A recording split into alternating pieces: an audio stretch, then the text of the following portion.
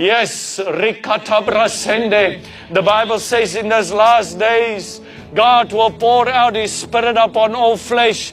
Your sons and your daughters, they will prophesy. Young men will see visions. Old men will dream dreams.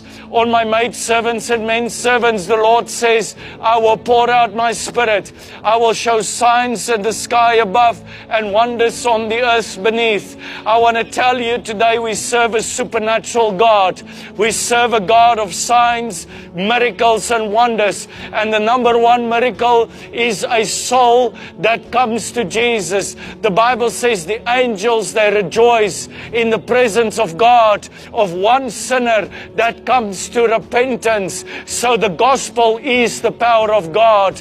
The name of Jesus is the power of God. It is the message of the cross that is the power for everybody who believes, but it's foolishness to those who are perishing. And then God is also a God of restoration, a God of healing, a God of breakthrough, a God of open doors. He is a God of the supernatural. He is the God of Abraham, Isaac, and of Jacob. He is not the God of the dead, but the God of the living. He is the God of generations. I want to tell you today that God will break every generational curse of your life, and He will unlock every generational blessing over your life. But you need to come to Jesus. You need to make a decision in your heart that you're going to change, that you are going to walk away from your old life. Repent, for the kingdom of heaven is at hand. Jesus said,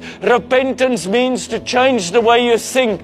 The Bible says, do not be conformed to this world, but be transformed by the renewing of your mind, because it is only through the mind through the word that your mind can be transformed. But you cannot be transformed if you have not yet made a decision not to be conformed to this world. It means you need to respond to the call. You need to respond to the invitation. You need to respond to the voice of the Holy Spirit that speaks in you, that draws you. You need to respond to it. And once you respond to it, Jesus will begin to do and to work in you. Jesus will begin to guide you and to lead you into a place that He has got prepared for you. Psalm chapter 23, the Bible says that the Lord is my shepherd.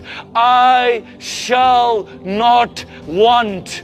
Jesus is the true shepherd. And He says, my sheep, they follow